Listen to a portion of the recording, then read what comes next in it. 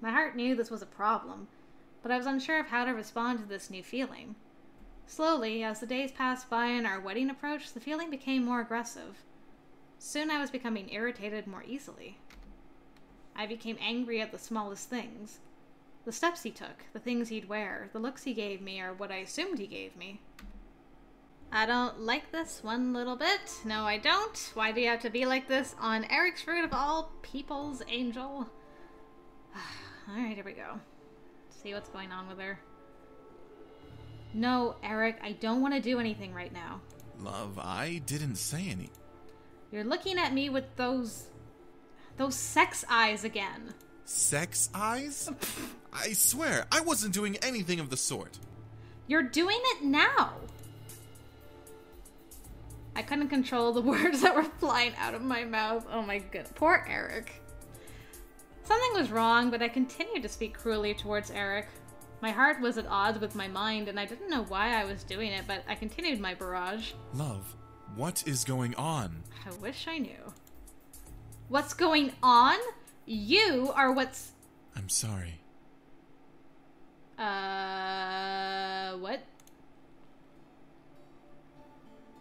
Oh, why didn't you do this sooner, man?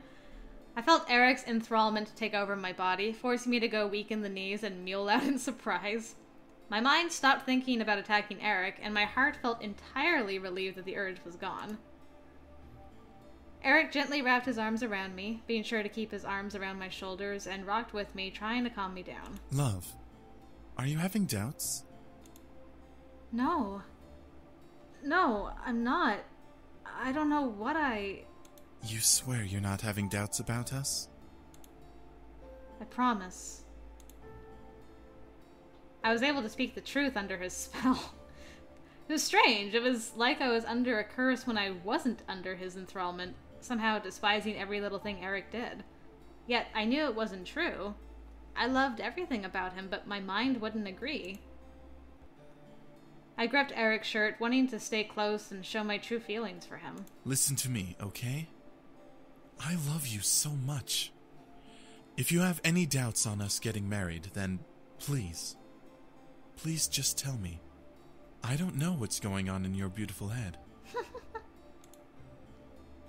I love you too.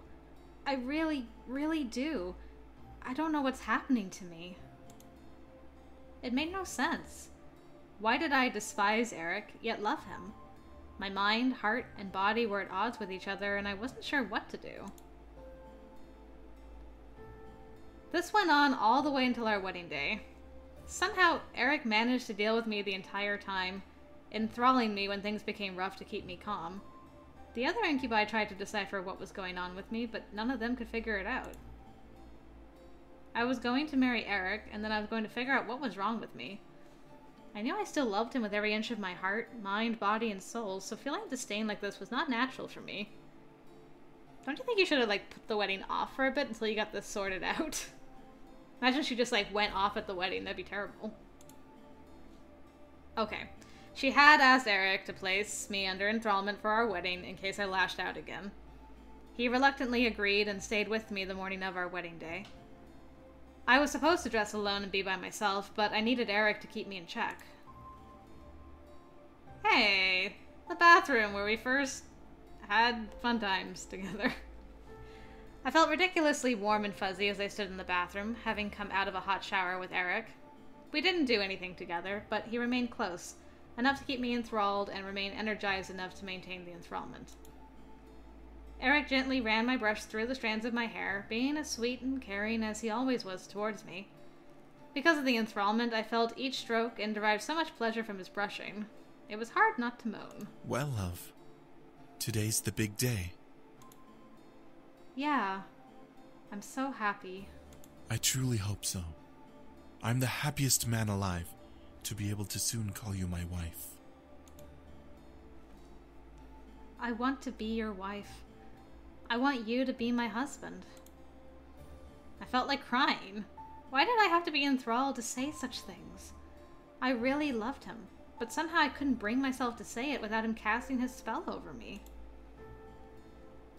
Eric looked at me through the bathroom mirror and gently smiled, believing me and placing a small kiss on my cheek. By the way, are you using a new soap? Why do you ask? Huh? I looked at Eric, unsure of what he meant.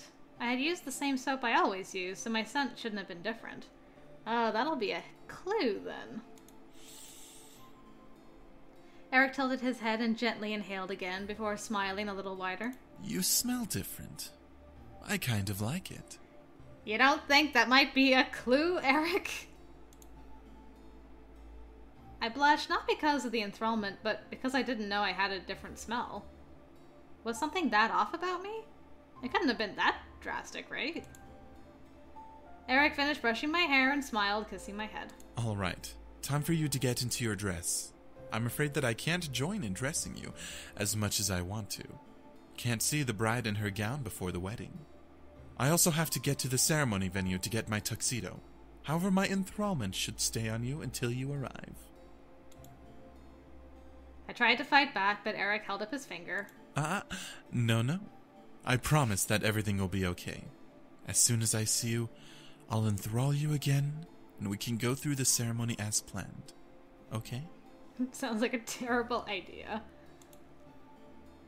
As much as I wanted to fight it, I was thankful that Eric was willing to go through all of this to make sure that I wouldn't throw a fit, despite me not wanting to in the first place. I agreed and earned a small kiss from him, which I relished. All right. I love you. I'll see you soon.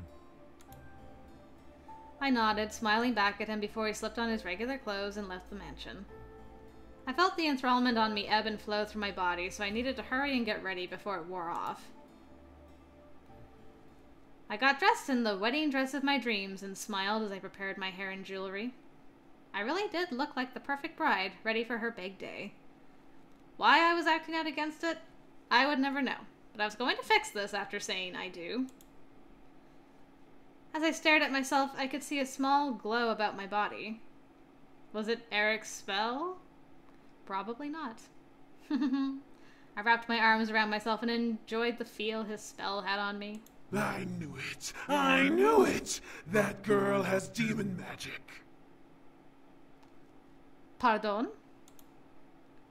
I mean, what the? Then quit talking and let's take her! The Demon Lord will be so pleased. Ew. Who? Before I could turn to search for the voices, I felt hands grab hold of my feet, and I looked down and lifted my dress. Two pairs of evil-looking hands had taken hold of my ankles, reaching through a dark red and purple pentagram. I shrieked, trying to pull my legs away, but couldn't stop them as they swiftly pulled me into the ground. I was pulled deeper into the darkness. I was no longer in my room. I was being dragged through a dark void, one that I couldn't escape. I reached out and clawed at the dark, trying to find something to grab onto. I tried to pull my legs away from the hands that were holding them, but couldn't pull free. What was going on? Why was this happening? Someone help me! Again! As if someone had heard my screams, I suddenly felt the hands let go and disappear, leaving me to float in the darkness they left me in. I shut my eyes. Please let this be a dream. Please let this be a dream. I finally felt a surface under my feet, and I collapsed onto it, my body curling in on itself from the experience I had. I didn't dare tear my eyes away from my lap, not ready to get up just yet. The voice I heard, however, made my heart stop. You! What are you doing here? Hey, it's Diana. Okay, so now we're merging back to... we're back in the Abyssal Plains. I looked up, finally having the courage to take in my surroundings. My heart stopped beating for a moment, seizing in my chest. Okay, so this is exactly the same as last time. I guess I could skip. Maybe I should. Let's skip a bit. So Sarah still got me. I was told I should cry with Diana, so I'll try that this time. This wasn't happening. This couldn't have been happening. No way. I felt tears build up in my eyes, and I lowered them to look at the floor in front of me. As my gaze fell, my lungs began to seize hard, forcing me to hiccup in sadness. Oh dear. I couldn't help it. I began to cry profusely. Why was this happening? Why was I here? If this was another nightmare, I wanted to wake up immediately. This wasn't right. I covered my face and cried into my hands, curling over myself as I let sadness run through my entire body. Please let me wake up. Please. Oh no, now Diana has to enthrall me. I'm just a basket case on this route. As I felt warmth suddenly spread through my body, I slowly stopped and felt fresh air rush into my lungs. What was happening? I recognized this warmth. I looked up to see Diana kneeling down with a very concerned look on her face, her visible eye glowing a warm gold color as she stared at me. Was she enthralling me? I didn't feel aroused like I felt usually whenever I was enthralled, but I felt calm and almost mellow. Calm down. Diana's voice seemed almost soothing, like a lullaby. However, I wasn't sleepy. I just felt quiet. The worry I had in my mind was gone. The sadness gone. Diana must have done something to make sure I wouldn't cry. I didn't know whether to thank her or be afraid. Now, can you tell me what happened? Take your time and try to remember everything. Succubus, we have no time for... Shh! Let her do her thing! The human obviously knows her. And she obviously needs help. Poor thing. Aw, thanks, Faye. Why did she call her Diana, though?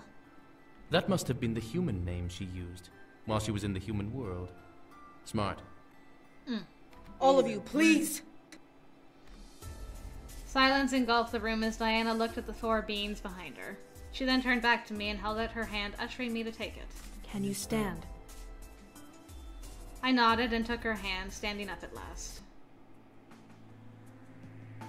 Okay. I can't skip again, however, I'll just stick with it for a little bit. I looked around at the other beings in the room. They all kept their gaze to me, unsure of what I would do or say. Diana, however, led the conversation. First, can you tell me what happened to you? I recounted everything that happened. I was about to go to the church to be married, and then... I was attacked by this darkness. A couple of hands grabbed my legs and pulled me into it, and then I fell here. A shadow summoning. Okay, so this is still the same. I guess they're gonna try and send her back, and that's not gonna work again. Let's see. Okay, so Sarah got me. They tried to open the portal. And I can't leave. Okay.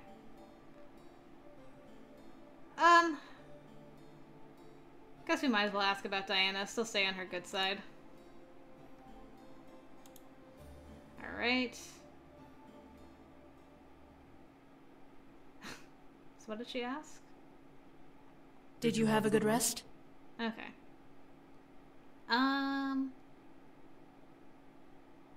Should I ask if she... Nah, you know what? I'll just say yes. Good. A good rest is always important, especially to humans. What about demons? We rest as well, but it's not sleep like you humans do. We simply rest with our eyes open. Sounds boring. Why? It's easier to avoid getting killed when your eyes are open. Ah. Gulp. Were demons really that paranoid, or were they paranoid for a reason? Diana shook her head and stepped into the room, closing the door behind her. So we need to find another way to get you back to the human world. It won't be easy, but I believe it can be done by tonight at the latest. Okay. So that's that again. And of course we're gonna explore. This time I'm thinking about trying to find Shadow, I think. I think I'm gonna do Shadow as a trainer on this route. And Veerly, I think that's how you pronounce it, emailed me about how to find the different trainers, so I'm gonna do that. Hopefully I've got the right directions. Which way do I go? Okay, to find Shadow. I think I need to go right. I went with right. I closed the door behind me as I exited my room and began to make my way down the right corridor. Everything was definitely medieval style, and I felt a bit small in the hall. It was like I was in a fairy tale, walking around in a wedding dress. It felt almost dreamlike. The passage seemed long, decorated with wall candles, paintings, and random curtains and flowers. It was mystical to see, and I smiled. As I approached another fork in the hall, however... Really? How does anyone find their way around? I looked back, knowing I hadn't walked far from my room. I could turn back. Yet... I need to go left. I was heading right, so I decided to try the opposite direction this time around. I turned left and headed down the hall, greeted by more fantastical decor. The hallways began to almost drive me nuts. I found myself going upstairs, then downstairs, then wound up in a four-way corridor. Where have I landed myself? I became frustrated. Maybe giving in to my curiosity was a bad idea. However, the sound of an argument traveled through the air and caught my attention. And you brought me this why? Why? Come on. Sir, the Rebel Queen demanded it be brought here along with the other materials. A flower is not important to the ritual. Throw it away or something. Get rid of it. But, sir... I don't want to hear it! Get out!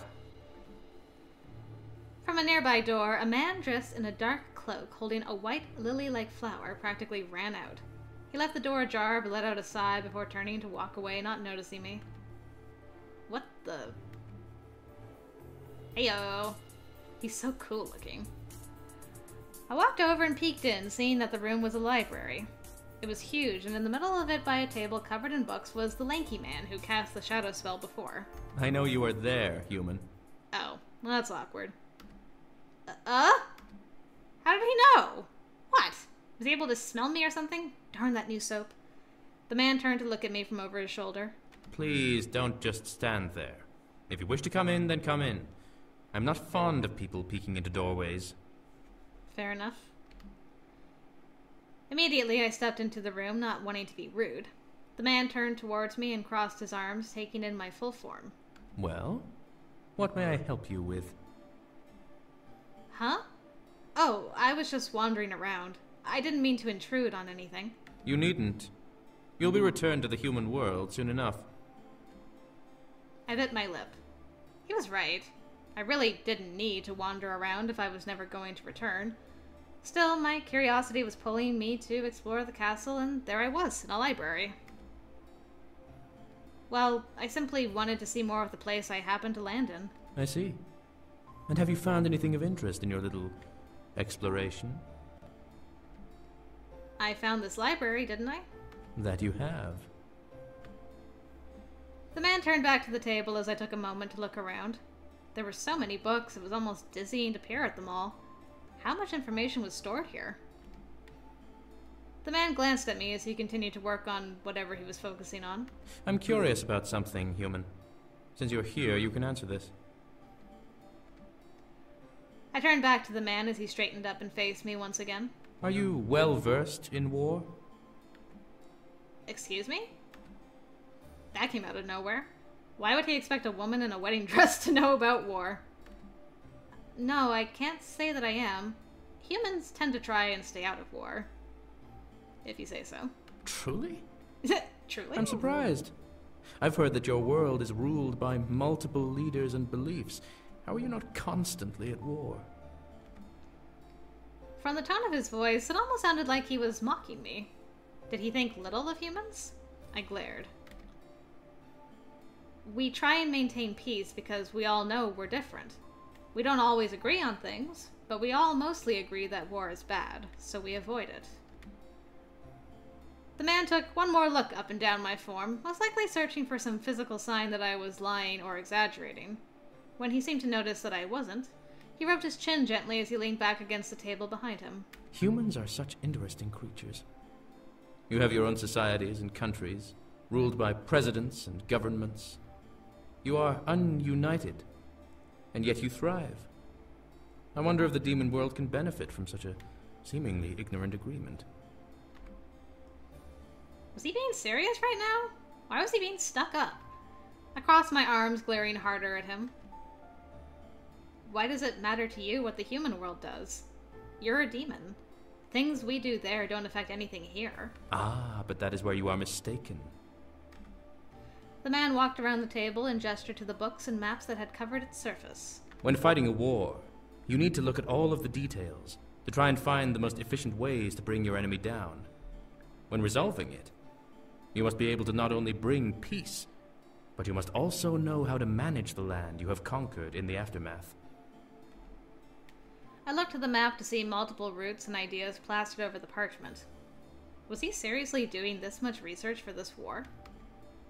However, the man simply crossed his arms. Unfortunately, I suppose that research on the human world would be for naught.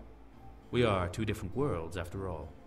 Yours is built on steel and electricity, while our world is flooded with magic and stone.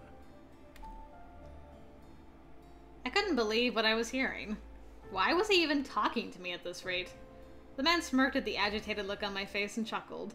I don't know why she's getting so agitated, though. I'm not taking his words as I'm mocking where you come from. It just sounds like a conversation. I'm surprised he's actually having a conversation with her at all. Maybe I just like the way his voice sounds, though. I could be biased. I could admit to that. I won't, but I could admit that I'm biased toward Shadow. What's so funny? I guess it's also true that humans are easily angered. Your expression gives you away so easily. I growled before turning on my heel and leaving the library. Rude ass. Donkey. I was better off in my room. I remained in my room until the night came. I was given food which looked like soup? Okay, yeah, so I have to... That's fine, Diana will come and save me from the food. And then we have another ritual to do. Hurry! Okay. I'm gonna stop it here because the boys are gonna come soon, and I don't want to skip over James's wife. I gripped the bottom of my dress and rushed forward, using momentum to jump into the air and forward towards the void. I could almost reach it. I could feel the air conditioning of my room right at my fingertips. I was... She will never leave this world alive! There it is. The Demon Lord's voice rang through the air just as I saw my fingertips pass through the tear. What stopped the rest of my body was a red light and force, forcing me and Diana back from the opening. Gah! I felt my body fly backwards and slam into the wall before I landed on the stone ground. I heard Diana as well land beside me with a painful thud. I looked up and felt my heart break as the tear became wrapped in red lightning, zipping itself closed and vanishing into thin air. No. No, this could not be. Damn it! That should have worked!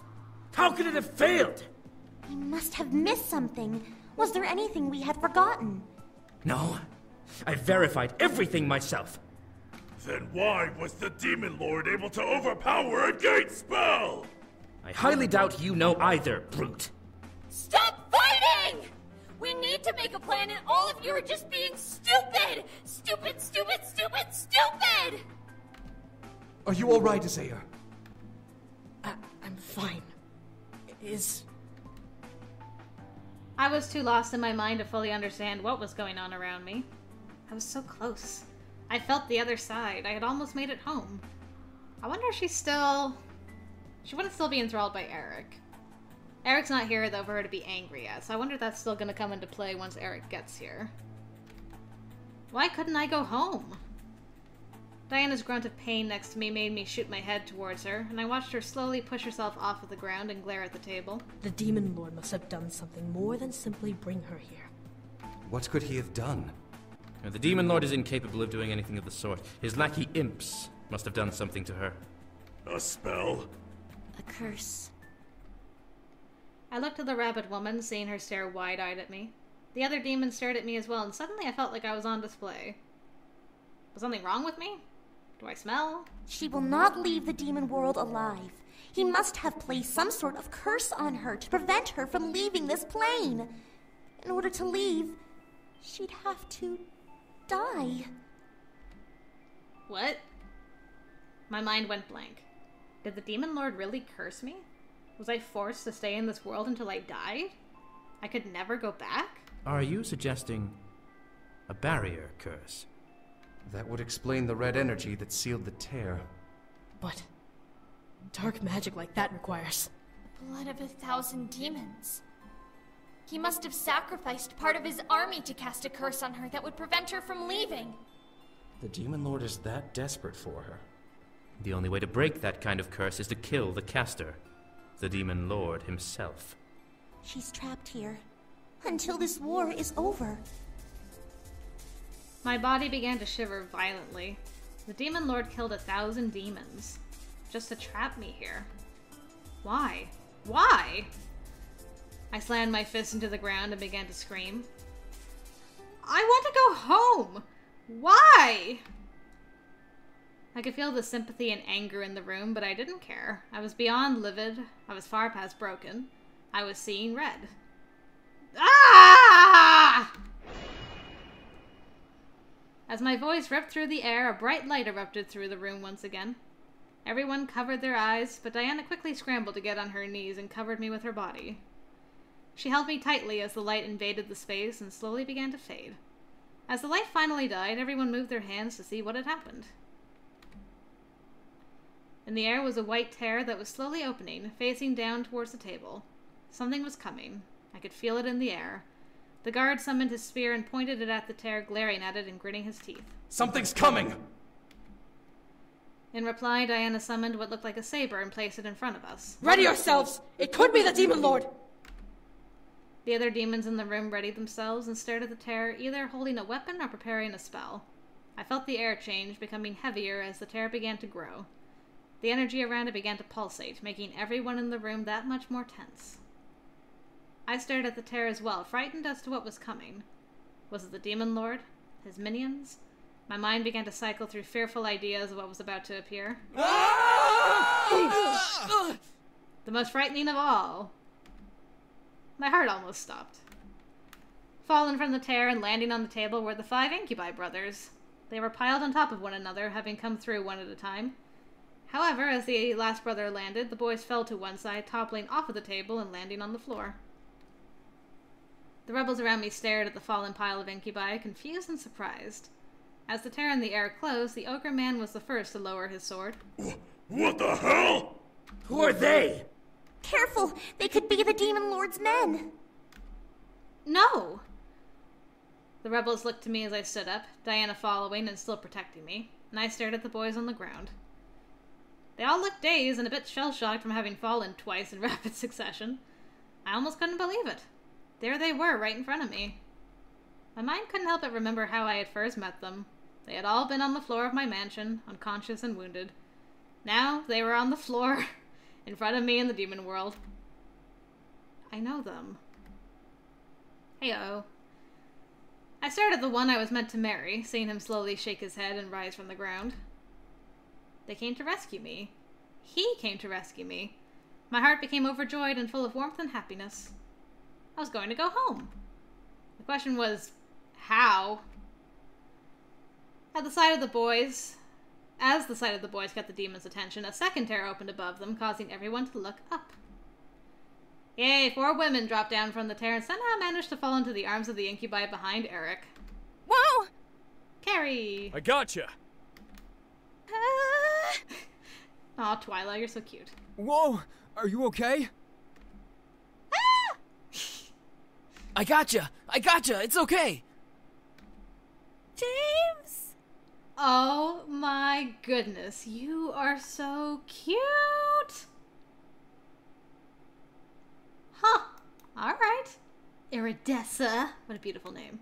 Whoa, are you alright? I hope you don't have to deal with any stone destinies, Iridessa. I stared, wide-eyed. Their wives came too? I watched as the boys and the girls finally planted themselves on the ground before looking around. As Erik spotted me, however, he began to rush towards me. Princess! I wanted to rush back to him. I wanted to run over and wrap my arms around his neck. I missed the touch of his lips, his embrace. Yet my body would not allow me to move forward. What the heck is going on? In fact, I shied away and hid behind Diana, gripping her... words. Gripping her waist and averting my eyes from him. What the... Still? I shut my eyes, despite my heart screaming at me to turn toward Erik. I knew that he would enthrall me to break this hold on me, so I wanted to look at him and let him. However, my body continued to duck behind Diana's body, avoiding Eric's gaze. I hope somebody here can help me with this. As I heard Erik step forward, Diana wrapped an arm back around her and placed it on my back. For some reason, I felt comforted by her touch. Was she casting a spell on me? Diana, if you please. Not until you explain what is going on. Why does she hide from you? I assure you, it's not what you think. I will not repeat my question. I felt Diana's hand clench over my back. I felt unnatural elation wash over me at the protection she was providing me, but my heart cried out for Erik. She does want to see Erik. Something's stopping her from doing that. Is it the orb child? Maybe?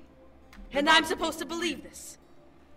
Because the orb hid behind me, and then it disappeared, and then I couldn't find the orb again, and that's when she started acting strange. Please, just let me. I watched from behind Diana as her guard quickly stepped forward and placed himself between Diana and Erik, spear pointing at my incubus. I suggest not taking another step forward. Wait! The rabbit-eared woman, in the midst of the tension, quickly rushed over to me and bent down to look me directly in the eyes. I looked at her, trying to convey my need to see Erik through my eyes. Hold still, okay?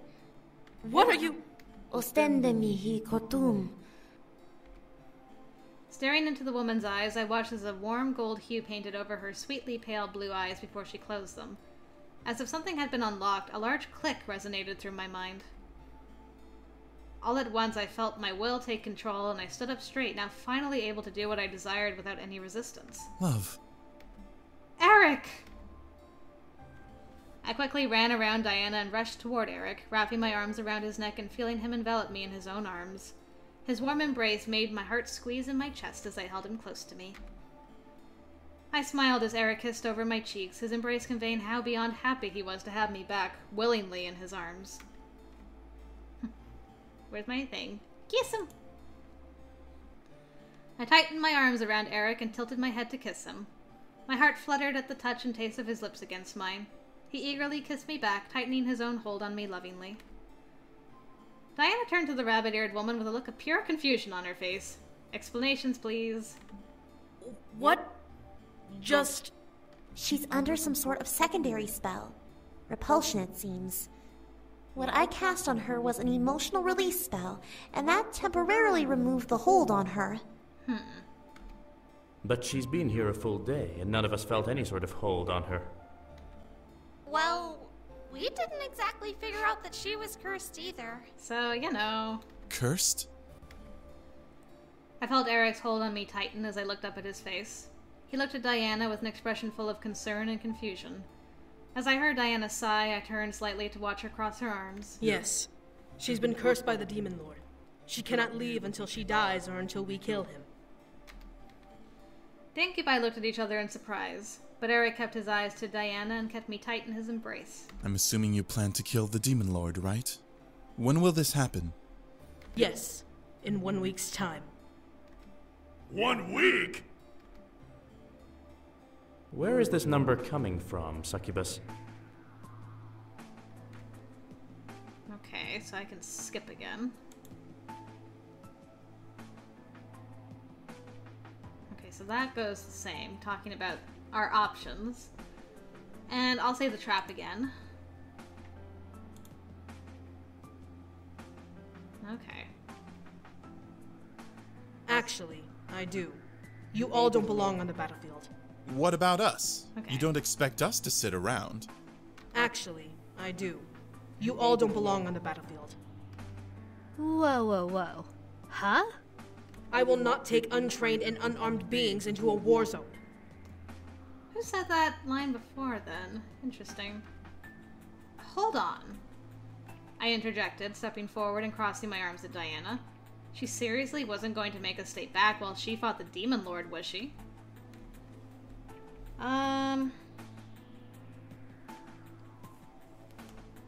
Is this really what we should do?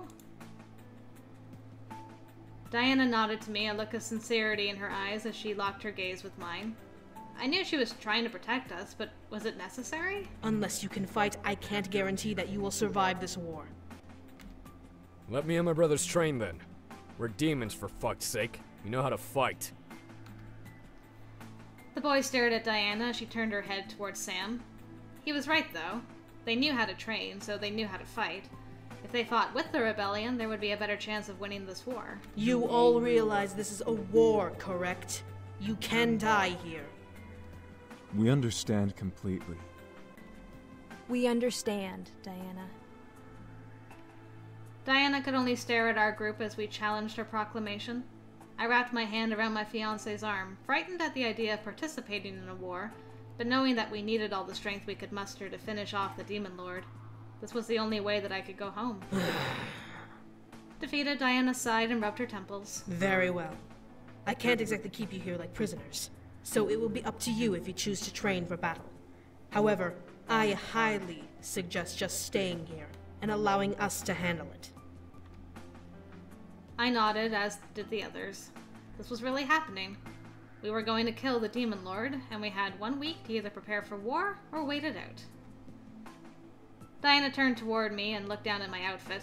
I had nearly forgotten that I was still in my wedding dress until Diana pointed at my chest. Lumen infere, bellum tabescere, serene.